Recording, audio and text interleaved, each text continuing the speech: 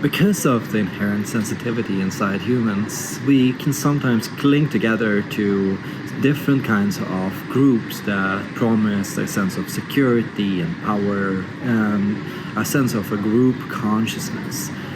And one person, I recently read a book from Wait But Wise blogger, he recently argued that we could call these groups golems. And golems, they are this big uniform structure, right? And these groups, they are uniform in their nature. Everyone thinks the same, feels the same, acts the same, and will even dress the same, right? So we all know what these kind of golems can signify. They can signify political groups, they can signify problems in society like resistance groups and different groups that all tend to echo a lot of anger and violence and aggression towards the outer world, right? So it's a we versus the world kind of phenomenon going on in these kinds of groups. And I think INFPs are the natural antidote to many of these kinds of groups, right? So when the world moves towards uniformity and more fascist tendencies and towards authoritarianism and uniformism,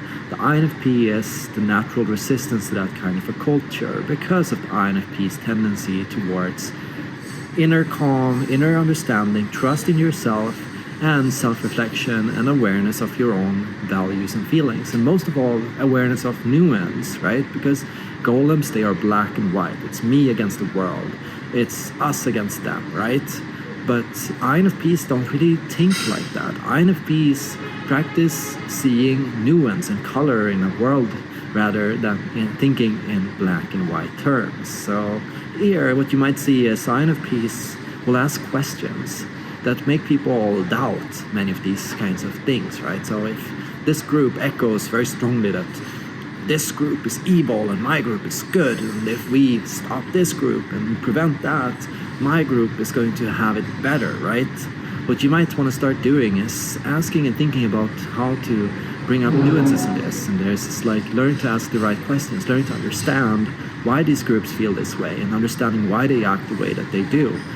Often the root to these kinds of groups is this feeling of powerlessness.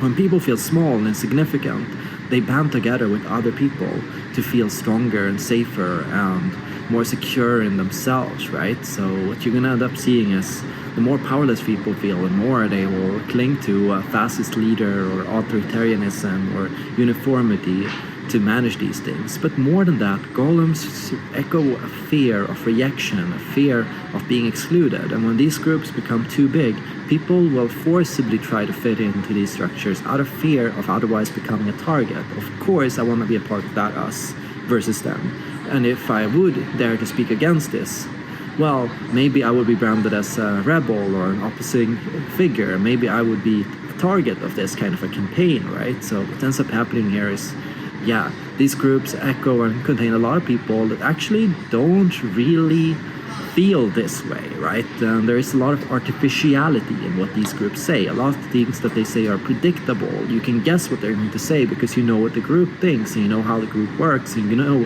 what is accepted to say and not say in this kind of a group. And so, for example, if the group can only speak positively about the topic, can only praise the leader and praise the values of the group and attack the other groups, right? People are not going to be allowed to engage in self-doubt or questioning or thoughts that go outside of these practices. And so there's that artificial speech that comes up here, a sense of fabrication, right? And I think David and Goliath, the idea behind the story, I think David was an archetypal INFP because he went against this big structure, against this big golem. Alone, he stood there like the man at Tiananmen Square facing those tanks, right? And alone, he challenged the entire narrative and the entire idea of the entire group. And here, by doing so, he made everyone see that, hey, if he, this small little guy, is able to do this, is able to be this brave, why can't I, right? Why am I not able to do it? Why wouldn't I do that? And if he can say how he feels, why can't I do that, right? So there's an inspiration here. It's being a role model. It's being somebody that pushes a different narrative, a different story, a story that's about you, not about fitting in, but about the authentic you and how you feel. And INFPs know how to make and confront us and make us aware of how we feel, right? So they'll ask us a lot of questions about how we feel and what we like and dislike and what we want and don't want. And why we want the things that we want. Deeper still, they'll try to go deeper. What made you want that? What put you in that situation? What brought you here, right? This understanding of a narrative and a story and a script makes people feel that, oh, there was a journey here? I thought I just got here, and I thought this was just how I felt, and this was just what I wanted. But maybe there was a reason for it, and if there was a reason for it, maybe the future, there can be a different reason or a different value or a different thought that could emerge here, right? Maybe I didn't always feel this way. Maybe 10 years ago I was different and thought about this differently. And what happened to me that made me change my mind, right?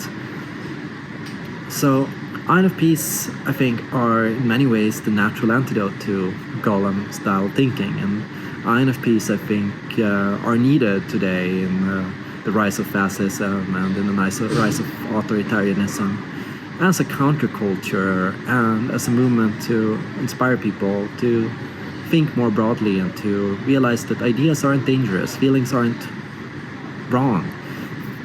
You are not wrong. And people have a right, an inherent right to freedom, to be themselves and go their own way in life.